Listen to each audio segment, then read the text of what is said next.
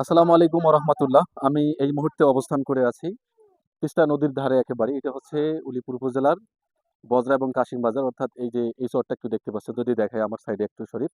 তো এখন যে বিষয়গুলো দেখতে পাচ্ছেন, আমি যেখানে দাঁড়িয়ে আছি এবং আমার হাতে শরীফ একটু এইগুলো একটু দেখাবেন।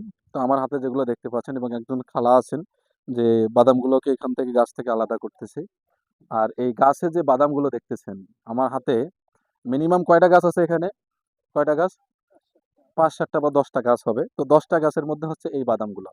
অর্থাৎ তুলনামূলক বাদাম যেটা হওয়ার কথা সেটা কিন্তু হয়নি। তার কারণটা হচ্ছে নদীতে হঠাৎ করে পানি বেড়ে গেছে, আর হঠাৎ করে পানি বাড়ার কারণেই এখন এই বাদামের যে গাছগুলো আছে, যারা বাদামওয়ালা আছেন তারা এই গাছগুলোকে এখান থেকে নৌকাতে করে নিয়ে আসছে। অর্থাৎ বাদাম হওয়ার আগেই নিয়ে আসছে, যেগুলো আপনারা ভিডিওতে দেখতে পাচ্ছেন। তো শেষমেশ এখানকার যারা বাদাম চাষী যারা আছে তাদের কথা হচ্ছে যে আগের মতো যে এভাবে বাদামগুলোতে লাভবান হচ্ছিল, এবার সেটা হবে না। তার কারণটা হচ্ছে এই নদীতে হঠাৎ করে পানি বেড়ে যায়, এই তিস্তা নদীতে হঠাৎ করে নদীর পানি বেড়ে যায়। আর বেড়ে যাওয়াতে এই যে যারা বাদাম চাষী আছে, এই সাইডটাতে একটু দূরে দেখা যাচ্ছে কিনা জানি না, তো এই জায়গাতে এখন পর্যন্ত বাদাম তুলতেছে। তো এই হচ্ছে এখানকার পরিস্থিতি। আমরা কথা বলার চেষ্টা করবো এখানকার যারা বাদাম চাষী আছে। তো এই যে একজন বাদাম চাষী এক ভাই আছে, আমরা তার সাথে কথা বলবো যে বাদামের বর্তমান পরিস্থিতি কেন এইরকম হলো সেটা জানার চেষ্টা। আসসালামু আলাইকুম। ওয়ালাইকুম ভাইয়ের আসসালাম। নাম কি? মোহাম্মদ মিজানুর রহমান। এই যে বাদাম এখনো হয় নাই, এই যে হ্যাঁ। নিয়ে আসলেন ঘাটে কেন? বাদামে পানিতে তলে গেছে। চলে গেছে। হ্যাঁ। এটা পানি কবে বাড়ছে? আজকে। আজকে।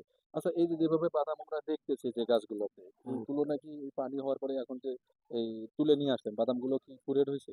না, পুরোটা এখনো হয় নাই। হয় না। ৩ ভাগের ২ ভাগ করে উঠেছে, ১ ভাগ এখনো হয় নাই পুরো। এর আগে যে বাদামগুলো পাইছিলেন, হ্যাঁ। সেগুলোতে একটা গাছে আনুমানিক কতটা বাদাম হইতো?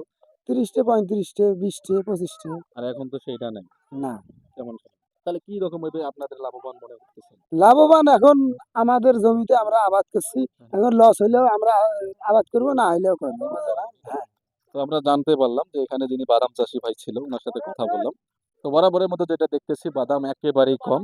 আর এই গাছগুলো যদি আপনাদেরকে আমি দেখাই, ১০ থেকে ১৫টা গাছ আছে যে বাদাম একেবারেই সরে। একটু শরীফ একটু সামনে দেখাই। ১০টা ১২টা গাছের মধ্যে হয়তোবা বাদাম এখানে ১০০ বাদাম হবে না। কথা বলছিলাম তিস্তা নদীর পাড় থেকে কাশিম বাজার তথা বজরা ইউনিয়ন অর্থাৎ উলিপুর উপজেলা তিস্তা নদীতে। আর এই যে দেখতে পাচ্ছেন যেগুলো কথা বললাম, এখানে বাদাম যে চাষী ছিল তার সাথে কথা বলার চেষ্টা করলাম। সর্বোপরি এই তিস্তা নদীতে হঠাৎ করে পানি বেড়ে যায়, আর সেখান থেকে এই বাদামগুলোকে এখন পর্যন্ত এই পুরোপুরি বাদাম হওয়ার আগেই সেগুলোকে নিয়ে আসা হয় ঘাটে। আর এখন সেখানে প্রসেস করতেছে, যেটা আপনারা ভিডিওতে দেখতে পাচ্ছেন এক খালায়। তো শেষমেশ এই বাদাম চাষী যারা আছে তাদের কিন্তু এইবার লস প্রজেক্ট যেটা দেখা যাচ্ছে, কেননা এখন পর্যন্ত পানিতে অনেকগুলো বাদাম তলিয়ে গেছে।